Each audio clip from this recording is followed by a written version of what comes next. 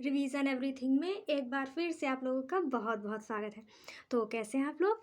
I hope आप सब बहुत ही अच्छे होंगे। देखिए, इसके पहले हमने शाहजहाँ के शासनकाल के बारे में पढ़ा था। तो आज हम उसके आगे यानी औरंगजेब का शासनकाल देखेंगे। ठीक है, तो देखिए, औरंगजेब का जन्म 1618 ईस्वी में मुमताज महल के गर्भ से हुआ था, जबकि औरंगजेब का अधिकांश समय अपनी दादी नूरजहाँ के पास बीता था।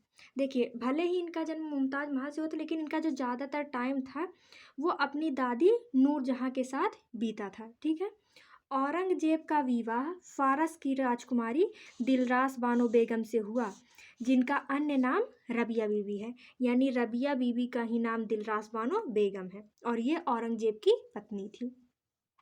फिर उसके बाद है, औरंगजेब ने अपना राज्याभिषेक 2 बार करवाया। पहला सामूगढ़ का विजय के बाद और दूसरा देवराय के विजय के बाद।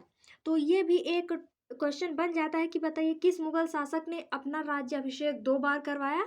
तो औरंगजेब ने, इसलिए इसको भी याद रखिएगा। ठीक है, इसने इस्लामिक नियम कानून को बड़े कठोरता से अपने साम्राज्य में लागू किया।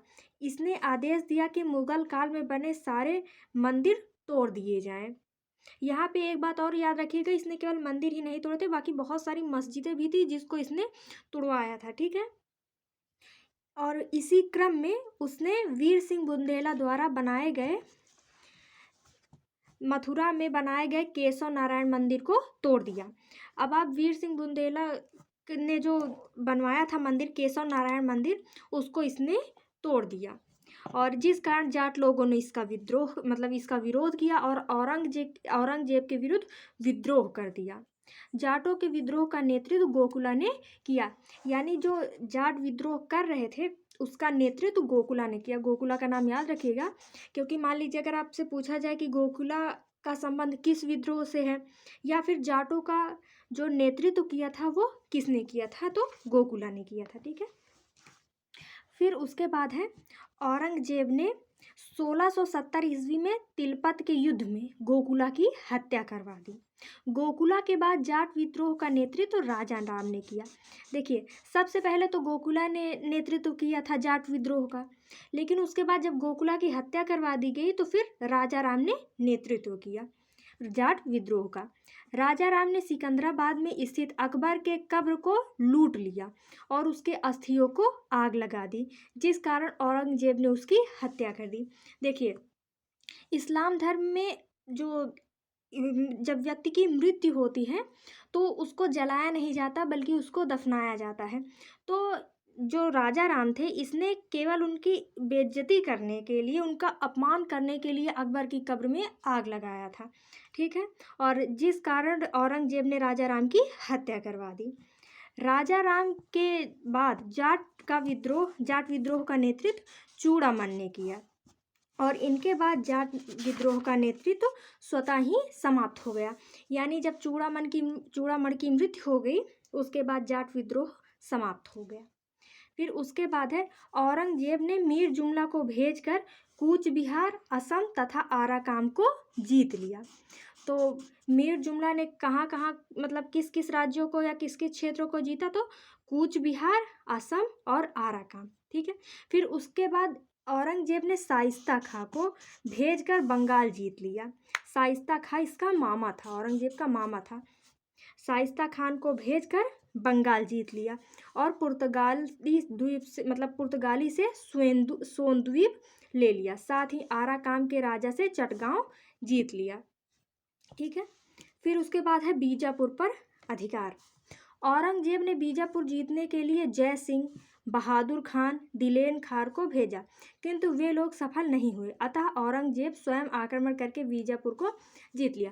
देखिए, औरंगजेब ने पहले कुछ लोगों को भेजा बीजापुर को जीतने के लिए, लेकिन जब वो लोग नहीं जीत पाए बीजापुर को तो औरंगजेब खुद ही गया बीजापुर को जीतने के लिए, और जब ये खुद गया तो उसने बीजापुर को जीत लिया। फिर उसके बाद है गोलकुंडा पर अधिकार। औरंगजेब ने गोलकुंडा जीतने के लिए मुअज्जम को भेजा, किंतु इसे सफलता नहीं मिली। बाद में औरंगजेब ने स्वयं गोलकुंडा पर विजय किया। देखिए, पहले ये अपने लोगों को भेजता था, कहीं भी विजय के लिए, कहीं भी जीतने के लिए, युद्ध के लिए। लेकिन जब उसके लोग हार जाते थे तो ये खुद ही जाता था वहाँ पर युद्ध करने के लिए, और जहाँ जहाँ ये गया तो वो जीत ही गया, क्योंकि देखिए भाई राजा है, ऐसे ही सेना का मनोबल बढ़ जाता है ना। तो फिर बीजापुर और गोलकुंडा को इसने जीत लिया। फिर उसके बाद है औरंगजेब के विद्रोही पुत्र अकबर द्वितीय को 9वें गुरु तेग बहादुर ने संरक्षण दे दिया, जिस कारण औरंगजेब ने दिल्ली के चांदनी चौक पर उनकी हत्या करवा दी। देखिए यही गलती एक बार पहले भी हुई है। जो चौथे गुरु अर्जुन देव जी थे, उनकी हत्या ये इनके दादाजी ने करवाई थी, जहांगीर ने। और अब यहाँ पे भी वही हुआ, और वहाँ सेम कंडीशन दोनों जगह है। वहाँ पे भी जहांगीर के विद्रोही पुत्र को उन्होंने शरण दिया था, और यहाँ पे भी अकबर के विद्रोही पुत्र अकबर द्वितीय को गुरु तेग बहादुर ने शरण दिया, जिसके कारण औरंगजेब ने इनकी हत्या करवा दी और चांदनी चौक में इनकी हत्या करवा दी। और चांदनी चौक पर शीशगंज गुरुद्वारा है, जो कि शायद आप लोगों को पता होगा, है ना। अकबर द्वितीय को शिवाजी के पुत्र संभाजी ने भी संरक्षण दिया था, जिस कारण औरंगजेब ने संभाजी की हत्या करवा दी। देखिए गुरु तेग बहादुर ने तो उसे संरक्षण दिया ही था अकबर द्वितीय को, उसके अलावा शिवाजी के जो पुत्र थे संभाजी, उन्होंने भी अकबर द्वितीय को शरण दिया था, और इसी कारण औरंगजेब ने उनकी भी हत्या करवा दी, संभाजी की भी। ठीक है। फिर उसके बाद है औरंगजेब ने शिवाजी के विरुद्ध शाइस्ता खां को भेजा, किंतु शिवाजी ने शाइस्ता खां की हत्या करवा दी। ठीक है। फिर उसके बाद आगे है 1605 ईस्वी में, माफ़ कीजिएगा 1665 ईस्वी में औरंगजेब ने राजा जयसिंह को शिवाजी को हराने के लिए भेजा। जयसिंह ने शिवाजी को पराजित करके पुरंदर की संधि की। देखिए जो राजा जयसिंह था ये भी एक मनसबदार था, और इसीलिए और ये हिंदू भी था, इसीलिए इसने और मतलब शिवाजी को पराजित करने के लिए भेजा था। और जब राजा जयसिंह गया तो उन्होंने शिवाजी को पराजित कर दिया, और उस पुरंदर की संधि के तहत मतलब उनको अपने में मिला लिया। और इसी संधि के तहत शिवाजी ने 23 किले औरंगजेब को दे दिए थे। इस संधि के तहत शिवाजी ने औरंगजेब से मिलने 1666 ईस्वी में आगरा पहुँचे, किंतु औरंगजेब ने उन्हें धोखे से कैद करके जयपुरी महल में डाल दिया। किंतु शिवाजी बहुत जल्द ही वेश बदलकर वहाँ से चले गए। देखिए राजा जयसिंह ने इनको पराजित कर लिया और पुरंदर की संधि के तहत इनसे संधि भी कर ली, और शिवाजी ने अपने जीते गए 23 किलो को औरंगजेब को दे दिया। और फिर 1666 ईस्वी में शिवाजी औरंगजेब से मिलने गए, लेकिन जो औरंगजेब था उसने शिवाजी को बंदी बना लिया और जयपुरी महल में कैद कर दिया। इसके बाद शिवाजी वेश बदलकर जयपुरी महल से चले गए। तो ये 1666 ईस्वी याद रखिएगा, क्योंकि कई बार पूछ लिया जाता है कि बताइए 1666 ईस्वी में मतलब क्या हुआ था, या फिर ये किससे संबंधित है। तो जब शिवाजी आगरा पहुँचे थे तो उससे ये संबंधित है। ठीक है। फिर उसके बाद है 1679 ईस्वी में औरंगजेब ने पुनः जजिया कर लगा दिया। देखिए ये शिवाजी से तो वैसे भी खिसियाए हुए थे, है ना। तो जब ये खिसियाए हुए थे, इन्होंने अपना सारा गुस्सा जजिया कर लगा के उतार दिया। ठीक है। फिर उसके बाद है औरंगजेब को जिंदा पीर कहा जाता है। इनकी उपाधियां याद रखिएगा, क्योंकि पूछ लिया जाता है वन लाइनर क्वेश्चन में कि बताइए जिंदा पीर किसे कहा जाता है ना। तो उपाधियों को भी आप लोग याद रखिएगा। औरंगजेब सुन्नी मुसलमान था, यह कट्टर तथा रूढ़िवाद था। देखिए कट्टरता का यह अर्थ होता है कि मतलब बस हम ही सही हैं, हमें किसी और की सुनना ही नहीं है। सहिष्णु जो होता है वो सब धर्म को समान मानता है, आपकी बात सही है आप भी सही हैं, हमारी बात सही है हम भी सही हैं। लेकिन जो धार्मिक रूप से कट्टर लोग होते हैं वो किसी की सुनते ही नहीं है, भैया हम सही हैं तो हम ही सही हैं। और ये औरंगजेब भी उसी टाइप का था, धार्मिक रूप से कट्टर था। इसने हिंदुओं को दान में दी गई भूमि को खालसा भूमि में बदल दिया। अब खालसा भूमि आप लोगों को पता होगा, अगर आपने पिछली वीडियो देखी होगी तो खालसा भूमि का अर्थ होता है सरकारी भूमि। तो जो भी दान में दी गई भूमि थी, इसने उसको सरकारी भूमि में बदल दिया। 1667 ईस्वी में औरंगजेब ने झरोखा दर्शन पर प्रतिबंध लगा दिया। 1680 ईस्वी में औरंगजेब ने तुलादान पद्धति पर प्रतिबंध लगा दिया। अब तुलादान और झरोखा दर्शन के बारे में कुछ पॉइंट देख लीजिए। हुमायूं ने जनता की समस्या सुनने के लिए झरोखा दर्शन प्रारंभ किया था, जिसे अकबर ने सुचारू रूप से चलाए रखा। अगर आपसे पूछा जाए कि झरोखा दर्शन की शुरुआत कब हुई, तो हुमायूं ने की। इसकी शुरुआत, झरोखा दर्शन की शुरुआत हुमायूं ने की। लेकिन अब हुमायूं का ज़्यादातर शासनकाल निष्कासन में ही बीत गया, है ना। तो इसको सुचारू रूप से, यानी मतलब एक टाइम के साथ अकबर ने चलाया, यानी एकदम अच्छे से अकबर ने इसको चलाया। लेकिन फिर बाद में औरंगजेब ने इसको समाप्त कर दिया। तो किसने शुरुआत की और किसने अंत किया, इसको याद रखेगा कि हुमायूं ने शुरुआत किया और औरंगजेब ने इसका अंत कर दिया। फिर है अकबर तुलादान व्यवस्था के तहत स्वयं के भार के बराबर गरीब को दान करता था। देखिए, इसमें तुलादान में क्या होता था, एक बड़ी सी तराजू ले ली जाती थी, जिसमें एक तरफ राजा बैठता था और दूसरी तरफ उसमें बहुत सारे सोने चांदी, मतलब जितने भी धन वगैरह होते थे उसको रखा जाता था। तो राजा के भार के बराबर सारी चीज़ें दान की जाती थी। ठीक है।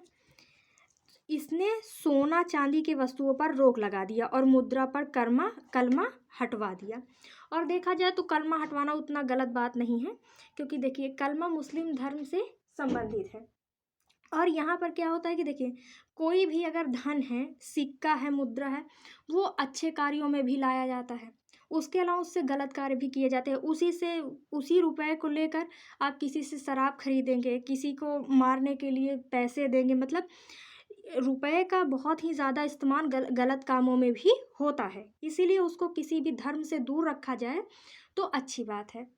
भले ही अकबर ने राम सीता का सिक्का चलवाया था, लेकिन वो सुचारू रूप से नहीं, वो एक मतलब किसी तिथि त्योहार पर ही चालू किया जाता था, वो हमेशा के लिए प्रचलन में नहीं होता था। और इसीलिए औरंगजेब ने मुद्रा पर से कलमा हटवा दिया। ठीक है, अब आगे देखते हैं। औरंगजेब ने संगीत पर प्रतिबंध लगा दिया, किंतु वह खुद वीणा का अच्छा जानकार था। तो इसको याद रखिएगा कि पूछा जाता है, बताइए किस मुगल शासक का मतलब वीणा बजाने में अच्छा जानकार था। तो जो औरंगजेब था वो वीणा अच्छे से, मतलब वीणा के बारे में बहुत ज़्यादा उसको अच्छे से पता था, लेकिन उसने संगीत पर प्रतिबंध भी लगा दिया। फिर है वह औरंगजेब के समय मुगल साम्राज्य का सर्वाधिक विकास हुआ। इसके काल में मुगल वंश अपने चरमोत्कर्ष पर था। सर्वाधिक हिंदू मनसबदार औरंगजेब के दरबार में थे। तो देखिए, सर्वाधिक उत्कर्ष इसमें क्यों कहा गया है, क्योंकि देखिए जो प्रशासन व्यवस्था थी उसको अकबर ने बहुत ही अच्छे तरीके से संभाला था। उसके बाद जहांगीर आया, इसके समय में न्याय व्यवस्था बहुत ही अच्छे से हुई। उसके अलावा चित्रकला का स्वर्णकाल कहा जाता है जहांगीर के समय को। जब शाहजहां आया तो उसने स्थापत्य कला में बहुत अच्छा योगदान दिया। और जब औरंगजेब आया, समझ लीजिए औरंगजेब को तो पूरा साम्राज्य ही एकदम अच्छे से मिल गया था गिफ्ट में। इसीलिए कहा गया है कि मुगल काल में मुगल काल का जो विकास था वो अपने चरमोत्कर्ष पर था औरंगजेब के काल में। ठीक है, सर्वाधिक हिंदू मनसबदार भी औरंगजेब के दरबार में ही थे। ठीक है, फिर उसके बाद कुछ व्यवस्थाएं देख लीजिए। मुहद्दिसिब नामक अधिकारी धार्मिक देखरेख के लिए नियुक्त किया गया था। यानी ये जो अधिकारी होता था ये देखता था कि लोग धार्मिक नियमों का पालन कर रहे हैं कि नहीं, मतलब उसकी देखरेख के लिए ये नियुक्त किया गया था। ठीक है, फिर आगे है 1607 ईस्वी में औरंगजेब की मृत्यु हो गई और उसे औरंगाबाद में दफनाया गया है। औरंगजेब को औरंगाबाद में दफनाया गया है, इसको तो आप आराम से याद ही कर सकते हैं, क्योंकि औरंगजेब और औरंगाबाद दोनों ही मैच कर रहे हैं, है ना। औरंगजेब ने अपनी बेगम दिलरास बानो बेगम के लिए औरंगाबाद में बीबी का मकबरा बनवाया है, जिसे द्वितीय ताजमहल या ताजमहल का घटिया नकल कहा जाता है। तो इसको भी आप याद रखिएगा कि बताइए कि ताजमहल का घटिया नकल किसे कहा जाता है या फिर द्वितीय ताजमहल किसे कहा जाता है, तो बीबी का मकबरा को कहा जाता है।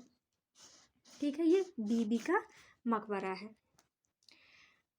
अब बताइए इसको बीबी का मकबरा क्यों कहा गया है, क्योंकि दिलरास बानो बेगम जो थी इनका अन्य नाम रबिया बीबी था, रबिया बीबी, इसीलिए इसका जो मकबरा है इसको बीबी का मकबरा कहा जाता है। ठीक है, फिर है औरंगजेब की मृत्यु के बाद मुगल साम्राज्य का पतन प्रारंभ हो गया, क्योंकि औरंगजेब के बाद कोई भी शासक योग्य नहीं हुआ।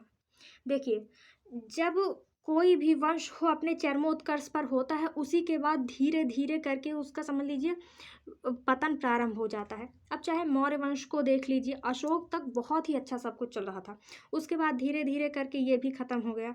या फिर उसके अलावा कोई भी वंश हो, समझ लीजिए जिस समय वो अपने चरमोत्कर्ष पर है, उसी के बाद धीरे धीरे करके वो अपने पतन की ओर आगे बढ़ता है। यहाँ पर भी वही हुआ। औरंगजेब के बाद कोई भी शासक योग्य नहीं हुआ, जिसके कारण जो मुगल काल था इसका पतन शुरू हो गया है, मतलब शुरू हो गया। ठीक है।